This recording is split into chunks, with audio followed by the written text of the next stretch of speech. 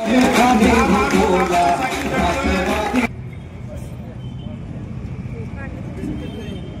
या ठिकाणी ज्यांनी नुकतंच मार्गदर्शन केलं आणि हवेली तालुक्याचे नेते आणि पुणे जिल्हा राष्ट्रवादी काँग्रेसचे माजी अध्यक्ष सुरेशांना गुले असतील, ज्यांनी त्याच्यापूर्वी नुकतंच मार्गदर्शन केलं आणि ज्यांनी हा पक्ष शून्यातून इथपर्यंत आणलेला आहे, ते दुर्गाडे सर असतील, उत्तम बापू असतील, माजी आमदार ज्यांचं मार्गदर्शन आपण ऐकलं ते संभाजीराव कुंजीर असतील, ज्येष्ठ नेते बबन भाऊ असतील, ज्यांनी दोन्ही मतदारसंघांची दोन्ही तालुक्यांची धुरा सांभाळली, ते आमचे वामनदाते असतील, दत्तासेठ जोरंगे असतील, वंदनाताई असतील, देशमुखताई असतील, शरदराव जगताप आहेत, गणेशजी जगताप आहेत, आमचे माजी चेअरमन बाळासाहेब कामठे आहेत, उत्तमरावजी गायकवाड मुद्दामून हवेलीतून आले, विराज भैया काकडे आहेत, MK नाना आहेत, राम मास्तर खेडेकर आहेत, आमचे शेवटी बसलेले अरुणाप्पा जगताप आहेत.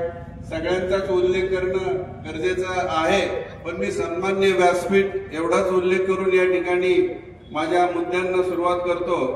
खरं म्हणजे ही शाहू फुले आंबेडकरांचा हा महाराष्ट्र आणि ज्या ठिकाणी पुरेगामी विचारसरणी रुजली तो हा पुरंदर तालुका, आणि या पुरंदर तालुक्यामध्ये इंग्रजांच्या सत्तेविरुद्ध जर कोणी पहिलं सशस्त्र बंड केलं असेल तर ते उमाजी नायकांनी केलं, आणि त्याच्याच शेजारी तर बंड करण्याची संपूर्ण देशामधली जर पहिली प्रथा कोणी पाडली असेल तर या पुरंदर तालुक्याने पाडलेली आहे, आणि ती निश्चितपणे तुम्हाला पुढे द्यायची, एवढं आपण लक्षात ठेवावं. दुसरं, संभाजी महाराजांचा जन्मही याच तालुक्यामध्ये किंवा पुरंदर गडावरती झालेला आहे. अनेकांनी अनेक मुद्दे मांडले, ते मुद्दे माझ्याकडेही आहेत. राज्य सरकारने घेतलेले अनेक निर्णय जे असतील, जे जनतेच्या सोयीचे आहेत, जे कल्याणकारी राज्यामध्ये जनतेसाठी सरकारने घ्यायला हवेत असे निर्णय आहेत, त्याचा आढावा दुर्गाडे सरांनी घेतला, पण ते मी रिपीट करणार नाही कारण आपल्याला वेळेचं बंधन आहे. आणि आपणा सर्वांना विनंती आहे की माझ्या भाषणानंतर आदरणीय दादांचं भाषण या ठिकाणी होणार आहे किंवा व्हिडिओ क्लिपद्वारे आपणास ऐकावयास मिळणार आहे, तेही आपण शांतचित्ताने ऐकायचं आहे. त्यामुळे मी आपणास विनंती करतो की मी माझ्या काही मुद्द्यांना बगल देऊन महत्वाचे मुद्दे या ठिकाणी मांडतो. की मागच्या 2 आमदारांनी या ठिकाणी आपल्या भावनांचा, आपल्याशी खोटं बोलण्याचा कसा एक प्रकारे खेळ केला हे तुमच्या समोर मुद्दामून सांगणार आहे. पहिल्यापासून विजयराव शिवतारे यांनी 2009 साली घोषणा केली, गुंजवणीचं पाणी आणेल, दुष्काळात हा तालुका जन्माला आलो, पण लवकरच हा दुष्काळ मी संपेल, मरताना इथं दुष्काळ नसेल. आम्हाला खूप आनंद झाला की 2014ला त्यांना त्या खात्याचं मंत्रिपद मिळालं. मित्र, तुम्हाला एक सांगू इच्छितो, ते ज्या वेळेला हे खात्याचे मंत्री झाले त्याच्या 6 महिने अगोदर त्यांनी तत्कालीन मुख्यमंत्री पृथ्वीराजजी चव्हाण यांना संभाजीराव पत्र लिहिलं होतं की मी केवळ विरोधी पक्षाचा आमदार आहे, म्हणून तुम्ही 95% पूर्ण झालेलं गुंतवणुकीचं काम, उरलेलं 5% काम तुम्ही आम्हाला निधी देत नाही म्हणून मी उपोषणाला बसतोय. झालं, उपोषणाचं नाटक झालं, सगळं झालं. आणि 6 महिन्यांनी विधानसभेच्या निवडणुका झाल्या, 4-6 महिन्यातच विधानसभेच्या निवडणुका झाल्या. असो, निवडणुका येतात जातात, कोणीतरी जिंकतं, परंतु जिंकल्यानंतर तो माणूस त्या तालुक्यातील सगळ्या जनतेचा आमदार असतो, कुठल्या एका पक्षाचा आमदार नसतो किंवा त्याच्या फक्त कार्यकर्त्यांचा आमदार नसतो. त्यांना प्राथम्य असतं, परंतु सगळ्या जनतेचं प्रतिनिधित्व तो करत असतो. असं असताना त्यांना राज्याच्या इरिगेशन खात्याचं किंवा पाटबंधारे खात्याचंच राज्यमंत्रीपद मिळालं. मी मंत्रालयात काम केलेलं आहे. एका मंत्र्याचं दुसऱ्या मंत्र्याकडे काम असेल, दुसऱ्या खात्याच्या मंत्र्याकडे काम असेल दुर्गाडे सर, तर त्यांना ती फाईल घेऊन तिकडे जावं लागतं. आणि अशा परिस्थितीत त्यांनाही इरिगेशन खात्याची फाईल घेऊन दुसरीकडे जायचं नव्हतं, तरी सुद्धा त्यांना ते उरलेलं 5% काम पूर्ण करता आलं नाही. आणि असा माणूस माझ्यावरती आरोप करतो वेगवेगळे, त्याच्यावरती मी येणार आहे. म्हणजे खोटं किती बोलावं आणि किती वर्ष बोलावं आणि किती रेटून बोलावं याचं उत्तम उदाहरण तुम्हाला द्यायचं असेल कोणाला तर विजयराव शिवतारे या त्या माणसाचं नाव ठेवा. दुसरं उदाहरण तर त्यांनी हिमालयापेक्षा एक मोठा जोक केला की मी विमानतळ मंजूर करून आणला पुरंदरला. तो शेतकऱ्यांची इच्छा असेल तरच होईल वगैरे याच्या ह्या मताशी मी पूर्ण सहमत आहे, पण त्याची कथा सांगणं तुम्हाला गरजेचं आहे.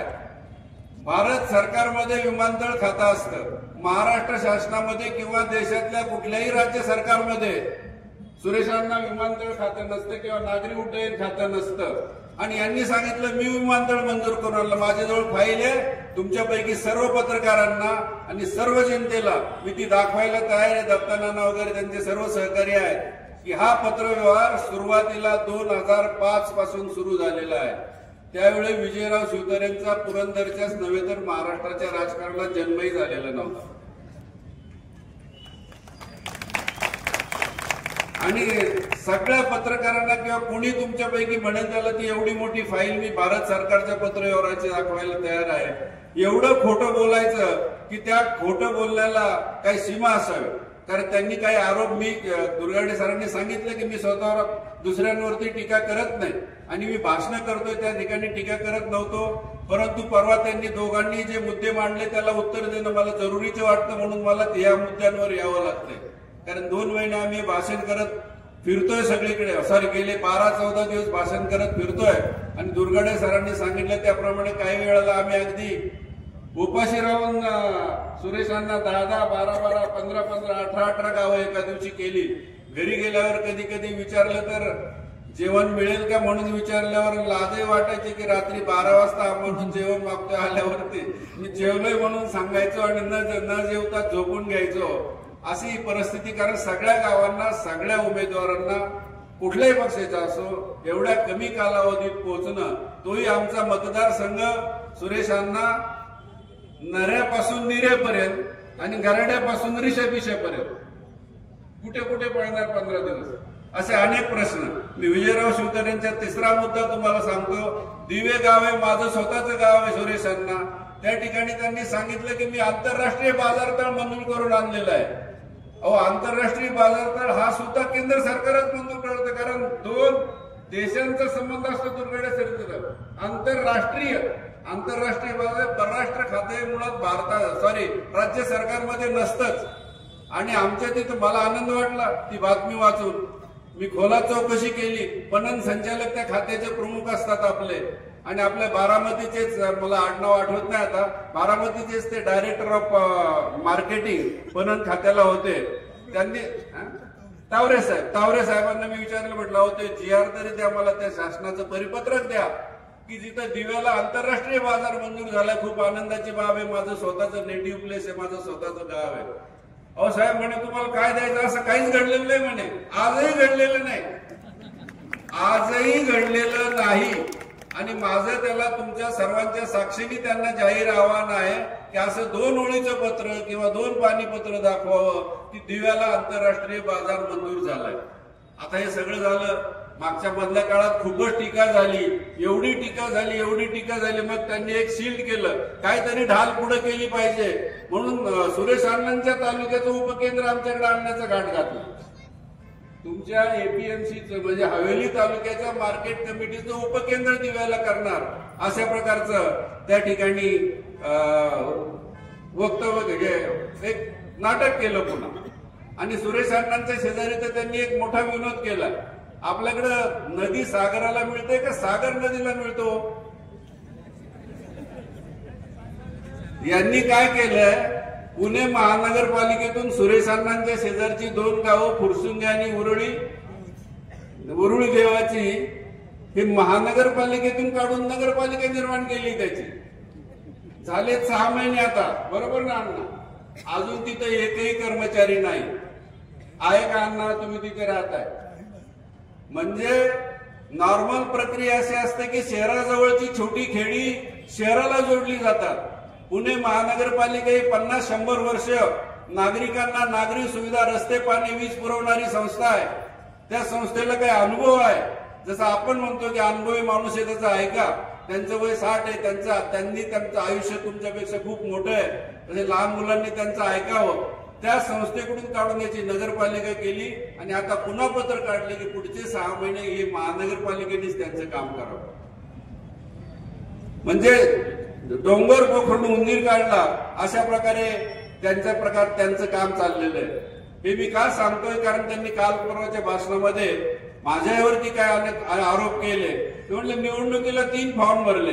अहो, कायद्याने 4 फॉर्म भरता येतात, हेही तुम्हाला जर साधं माहीत नसतं. 4 फॉर्म प्रत्येक उमेदवाराला भरता येतात. आणि एका उमेदवाराला 2 ठिकाणी सुद्धा उभं राहता येतं. हे कायद्यातली साधी तरतूद तुम्ही राज्यमंत्री राहिलेल्या माणसाला माहित नसेल. ठीक आहे ना, मी एक अपक्ष म्हणून भरला होता फॉर्म. कधी एखाद्या फॉर्म मध्ये चूक होऊ शकते आणि प्रत्येक वेळेला प्रत्येक काळजी करणारा माणूस एक पर्यायी व्यवस्था म्हणून एक फॉर्म एक्स्ट्रा भरूनच ठेवत असतो. एवढंच मी त्यांना सांगतो की तुमच्या बालबुद्धीला आणि तुमच्या नॉलेजला ज्या गोष्टी माहीत नाही त्याच्याबद्दल वक्तव्य करू नका. आणि पुरंदरच्या जनतेला तुम्ही 2007च्या बौद्धिक परिस्थितीत नेऊ नका. त्याच्यानंतर नवीन पिढी आली, ती शिकलेली पिढी आली, त्यांना तुम्ही खोटं बोललेलं ताबडतोब समजतंय. आणि आता तर तुम्ही 2 पिढ्यांना खोटं बोललाय, आमच्या एक ज्येष्ठ पिढीला आणि एका तरुणांना. 15 वर्षापूर्वी ते जे बोललाय तेच आज बोलताय. अशा प्रकारे त्यांनी हा जो प्रपंच लावलेला आहे खोटं बोलण्याचा, तो जर आपल्याला हाणून पाडायचा असेल तर परिवर्तन हे अटळ आहे. आता दुसरे आमदार महोदय सध्याचे श्री संजय जगताप, मी नाव घेऊनच बोलतो, काय त्यांचं नाव घेण्यामध्ये आणि बोलण्यामध्ये काहीच वावगं नाही. त्यांनी 2014ला एक घोषणा केली, पुरंदर तालुक्यामधला 1 इंच बिना पाण्याचा मी ठेवणार नाही, सुजलाम सुफलाम करणार. बबन भाऊ बरोबर आहे का? म्हणतात ते बरोबर आहे का? ते नंतर ते 2019ला सासवडमध्येच पाणी नाही. हा यांचं म्हणणं आहे की पुरंदर तालुक्याचं इंच सोडा, सासवडमध्येच पाणी नाहीये. आणि 2019ला तर त्यांनी राणा भीमदेवी थाटामध्ये घोषणा केली की म्हणे माझ्या खिशातले स्वतःच्या खर्चाचे 1200 कोटी रुपये टाकून मी गुंजवणी धरण पूर्ण करणार. आता काल त्यांनी परवा माझ्यावर आरोप केला आदर्श घोटाळा.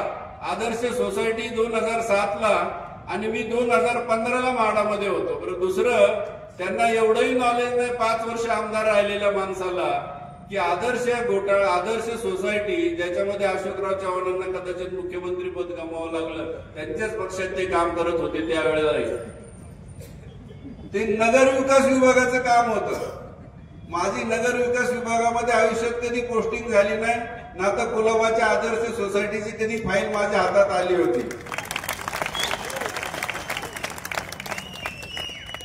आरोप करायचा तर थोडा अभ्यास तरी करा. आजही त्यांनी सांगितलं की संध्याकाळी थोडा अभ्यास करून केलं तर तुम्हाला पटेल तरी ना. तेवढं सुद्धा नाही की मी किती साली तिकडे होतो. बरं, त्या खात्याचा आणि नगर विकास खात्याचा काहीही संबंध नाही. आणि म्हणे कशासाठी यांना आमदार व्हायचंय तर म्हणे पाकिट संस्कृती त्यांनी सुरू केली. पाकिट संस्कृती पुरंदर मधल्या सगळ्या कॉन्ट्रॅक्टर जाहीररित्या अफिडेव्हिटवर देतील तुमच्या बाबत. इथे जर कोणी कॉन्ट्रॅक्टर उपस्थित असतील तर ते शपथेवर लिहून देतील हे पाकिट संस्कृतीबाबत. आम्हाला जर परिवर्तनातून संधी मिळाली तर मी आपल्याला सांगू इच्छितो की पाकिट संस्कृती, कॉन्ट्रॅक्टरची पर्सेंटेज संस्कृती ताबडतोब बंद करा किंवा बंद केली जाईल. आणि कामाची क्वालिटी, त्या गावाला मिळालेलं ते जे काम आहे ते अनेक अडचणीतून मिळालेलं काम असतं. त्या कामाची क्वालिटी चांगली ठेवा, परंतु या भानगडीत पडू नका, हे मी आपल्याला जाहीररित्या आश्वासन देतो. त्यांनी सांगितलं काही लोकांना तुम्ही नोकऱ्या नाही लावल्या. अहो, त्यांचेही भाऊ एक सनदी अधिकारी आहेत. माझ्या गावात जाऊन विचारा मी किती लोकांना नोकऱ्या लावल्या ते. माझ्या मार्गदर्शनातून म्हणा किंवा माझ्याकडे पाहून दिवेगावला तालुक्यातल्या अधिकाऱ्यांचं गाव म्हणून ओळखलं जातं. हे वक्ते सांगतात, हे व्यासपीठावरील वक्ते गावोगाव उल्लेख करत होते आणि त्यांनी असा आरोप करावा हे मोठं. उलट त्यांनी गेल्या 5 वर्षात किती लोकांना नोकऱ्या लावल्या आणि किती लोकांच्या नोकऱ्या काढल्या आणि किती लोकांना अर्धाच पगार दिला जातो त्यांच्या संस्थांमध्ये, याचा अभ्यास करावा. आणि माझ्यावर आरोप करताना आता म्हणे आम्ही आणखी एखादं प्रकरण आदरसारखं. अहो, जरूर काढा आणि शक्य असल्यास त्याच्याबद्दल गुन्हा सुद्धा पोलीस स्टेशनला दाखल करा. माझं तुम्हाला जाहीर आव्हान आहे. केवळ निवडणूक आली आहे. मी तर मागच्या वेळेला त्यांचा निवडणूक प्रचार प्रमुख होतो. काही घटना घडल्या आणि मी या अनुषंगाने सांगू इच्छितो, दुर्गाडे सरांनी सांगितलं, ज्या दुर्गाडे सरांच्या उपस्थितीतच 2019ची माझी निवडणूक उमेदवारी 26 नोव्हेंबर 2019ला अजितदादा साहेबांनी जाहीर केली होती, पुरंदर तालुक्यातले सर्व ज्येष्ठ नेते त्यावेळेला हजर होते. त्यांनी तो शब्द आता पाळला, थोडासा इतिहास घडला. दुर्गडे सर इच्छुक होते, कॅपेबल होते, हे मलाही मान्य आहे, त्याच्यामध्ये मी खोलात जात नाही. परंतु त्यांनी याच्या बाबतीत असं खोटं बोलू नये की गेल्या वेळेला हा निदान शब्द दिलेला होता की या वेळेला मला असू द्या, पुढच्या वेळेला आम्ही थांबू. त्यावेळेला दोन्ही राष्ट्रवादी काँग्रेस एकत्र होत्या 2019लाही. पण आता त्याच्यानंतर राजकीय गणित तालुक्यातली टोटलीच बदललेली आहे. आणि दादागिरी आणि गुंडगिरी बाबत काय बोलायचं. इथं संभाजीराव कुंजीर बसलेले आहेत, माजी आमदार, आमचे ज्येष्ठ नेते आहेत, वयाने जास्त आहेत. पुण्याचं काँग्रेस हाऊस, पुण्याच्या जिल्ह्याचं काँग्रेस कमिटी, सुरेश अण्णा हे महात्मा गांधींच्या पदस्पर्शाने पावन झालेलं काँग्रेस हाऊस आहे, बरोबर आहे ना. त्या ठिकाणी आमच्या ज्येष्ठ नेते, एक लोकप्रतिनिधी, माजी लोकप्रतिनिधी यांना काय वागणूक देण्यात आली त्यांच्या हातून, स्वतःच्या हातून, हे आपण जर पाहिलं युट्यूबवरती, ती अजूनही व्हिडिओ आहे, तर आपली मान शरमेने खाली जाईल.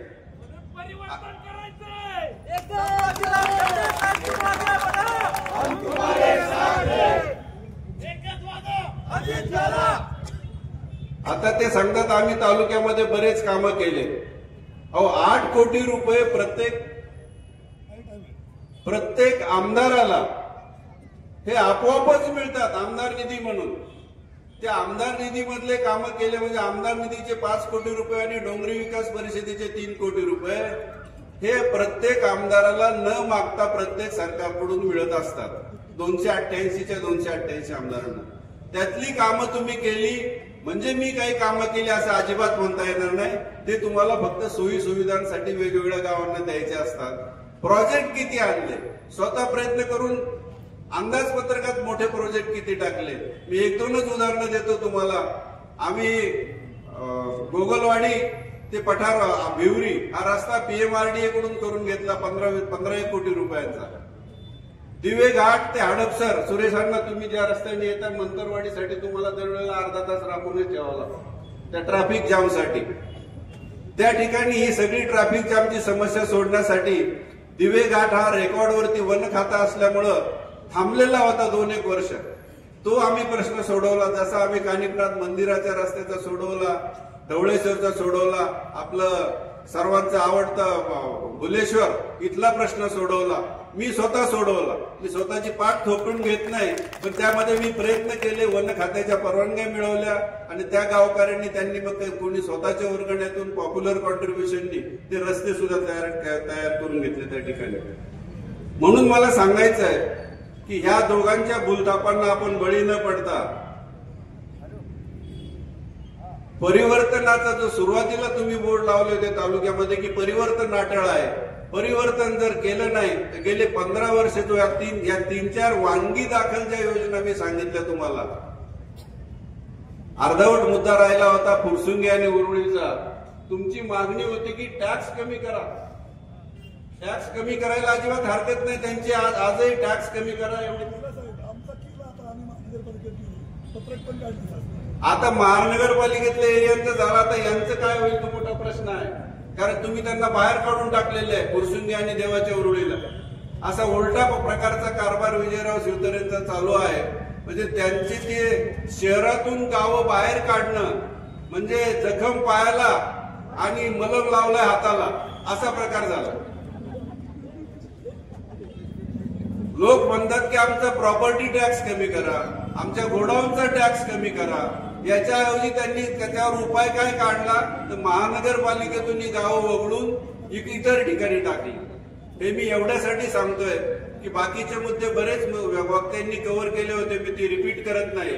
माझ्यावरती काय कुठलाच आरोप करायला काही इलेक्शन पूर्वी आता 2 दिवस राहिले, काहीतरी आरोप तर काढलाच पाहिजे. आपण तो तरी अभ्यास करून काढा ना. त्याचा काही संबंधच नाही असा मुद्दा संजय जगतापांनी परवा काढलाय आणि विजयराव शिवतारे यांनी 2-2 फॉर्म भरला. 4 फॉर्म भरण्याची कायद्यात तरतूद आहे वगैरे असे बरेच मुद्दे आहेत त्याच्यामध्ये बोलता येईल. पण सर्वच गोष्टी मला त्यांच्यात बोलण्यात आपल्याशी वेळ घालवायचा नाहीये. मी शेवटी एवढंच सांगतो की आपल्या पुरंदर तालुक्याला दत्ता जोरंगे यांनी जे मुद्दे मांडले तेही मुद्दे या ठिकाणी माझ्या समोर आहेत, पण ते रिपिटेशन होईल आणि थोडस वेळेचं बंधन आहे। MIDC बाबत ते बोलले की MIDC आणि कॉलेज, एखादं कॉलेज नवीन निघणं हे निश्चितच आपल्याकडे गरजेचं आहे। आणि MIDC जेजुरीच्या MIDC मध्ये जेजुरीच्या MIDC मध्ये 15 ते 20 हजार मुलं मुली किंवा युवक काम करत आहेत, म्हणजे तेवढे कुटुंब त्या ठिकाणी त्यांचे प्रपंच त्याच्यावर चालतात।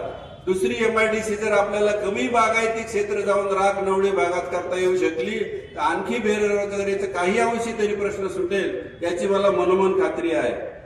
सगळ्यात महत्वाचं सगळ्यांच्या मला वाटतं दुर्गाडे सरांच्या भाषणामध्ये ते आलं, पुणे ते सासवड मेट्रोचा जो अत्याधुनिक प्रकल्प दादांनी केलाय की ती मेट्रो मी करणारच असा त्यांचा शब्द आहे, तो सगळ्यात महत्वाचा आहे।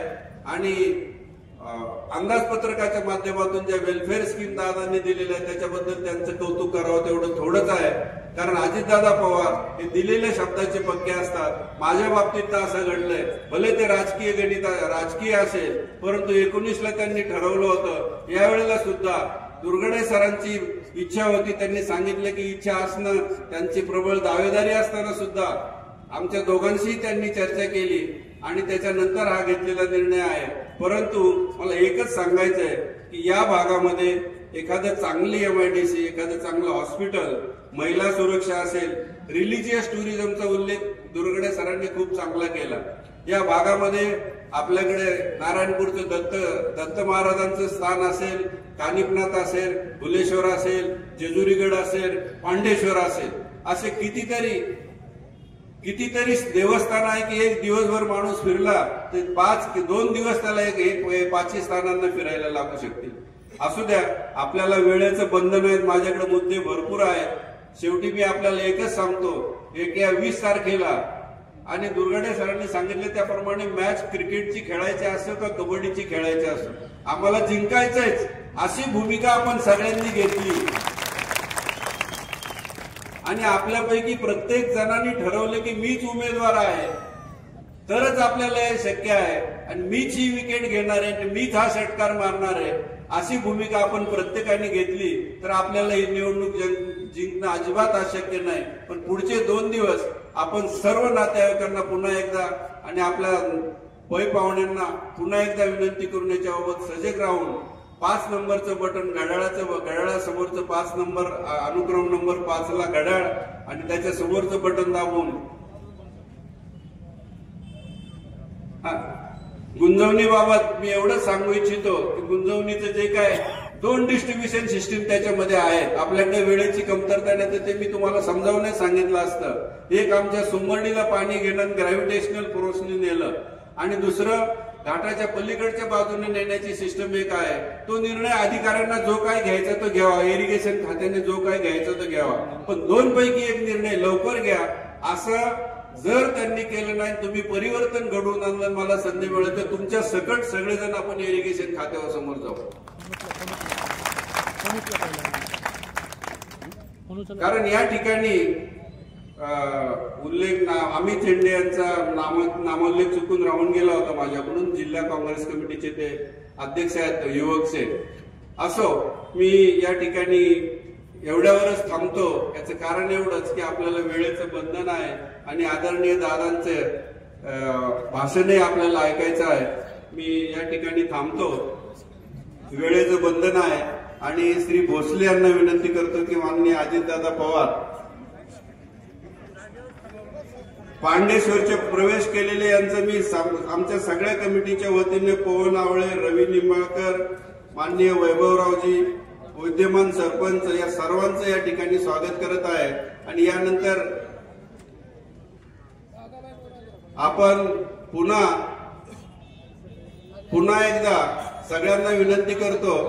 आता मला गेले 15-20 दिवस दोन्ही कामात एकाच वेळी उमेदवाराच्या 2-4 लोक बोलतायत, ती सवय झाली, त्यामुळे 2-3 जण सूचना करतायत हा मुद्दा राहिलाय, तो मुद्दा राहिलाय, तोही माझ्याकडे लिहिलेला आहे। पण 2 कानामध्ये 4 लोक बोलतायत, ते गेले 15 दिवसात मी पहिल्यांदाच पाहिलेलं आहे। असू द्या, ती सवय करून घ्यावी लागते आणि प्रत्येकाला त्याचं समाधान होईल असं उत्तर द्यावं लागतं. श्री भोसले यांना विनंती करतो की त्यांनी माननीय अजितदादा पवार, आपण स्थान आपण तसंच राहावं, अजितदादा पवार यांचं भाषण सुरू करावं.